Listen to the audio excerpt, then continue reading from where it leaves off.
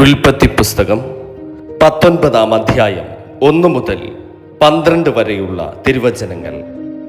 ആ 2 ദൂതന്മാർ വൈകുന്നേരത്ത് സോദോമിലെത്തി. ലോത്ത് സോദോം പട്ടണവാതിൽക്കൽ ഇരിക്കുകയായിരുന്നു. അവരെ കണ്ടിട്ട് ലോത്ത് എഴുന്നേറ്റ് എതിരേറ്റ് ചെന്ന് നിലം വരെ കുനിഞ്ഞ് നമസ്കരിച്ചു.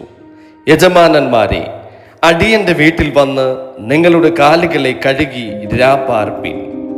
കാലത്ത് എഴുന്നേറ്റ് നിങ്ങളുടെ വഴിക്കു പോകുകയുമാം എന്ന് പറഞ്ഞതിന്, അല്ല, ഞങ്ങൾ വീഥിയിൽ തന്നെ രാപാർക്കുമെന്ന് അവർ പറഞ്ഞു. അവൻ അവരെ ഏറ്റവും നിർബന്ധിച്ചു. അപ്പോൾ അവർ അവന്റെ അടുക്കൽ തിരിഞ്ഞ് അവന്റെ വീട്ടിൽ ചെന്ന് അവൻ അവർക്ക് വിരുന്നൊരുക്കി. പുളിപ്പില്ലാത്ത അപ്പം ചുട്ടു.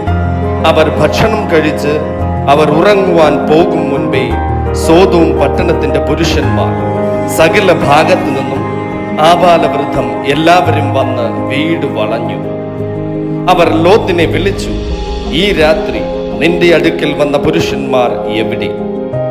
ഞങ്ങൾ അവരെ ഭോഗിക്കേണ്ടതിന് ഞങ്ങളുടെ അടുക്കൽ പുറത്തു കൊണ്ടുവാ എന്ന് അവരോട് പറഞ്ഞു.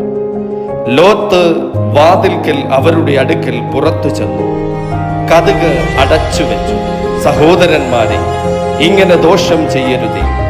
പുരുഷൻ തൊടാത്ത 2 പുത്രിമാർ എനിക്കുണ്ട്. അവരെ ഞാൻ നിങ്ങളുടെ അടുക്കൽ പുറത്തു കൊണ്ടുവരാം. നിങ്ങൾക്ക് ബോധിച്ചതുപോലെ അവരോട് ചെയ്തു കൊള്ളുവീൻ. ഈ പുരുഷന്മാരോട് മാത്രം ഒന്നും ചെയ്യരുതേ. ഇതിനായിട്ടല്ലോ അവർ എൻ്റെ വീട്ടിൽ നിഴലിൽ വന്നത് എന്ന് പറഞ്ഞു. മാറി നിൽക്ക എന്ന് അവർ പറഞ്ഞു. ഇവൻ ഒരുത്തൻ പരദേശിയായി വന്നു പാർക്കുന്നു, ന്യായം വിധിപ്പാനും ഭാവിക്കുന്നു.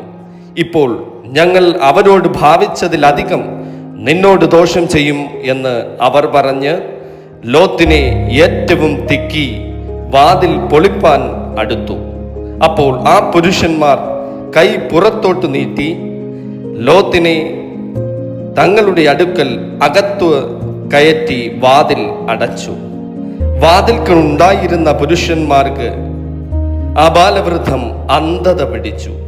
അതുകൊണ്ട് അവർ വാതിൽ തപ്പി നടന്ന് വിഷമിച്ചു. ആ പുരുഷന്മാർ ലോത്തിനോട്, ഇവിടെ നിനക്ക് മറ്റു വല്ലവരുമുണ്ടോ? മരുമക്കളോ പുത്രന്മാരോ പുത്രിമാരോ?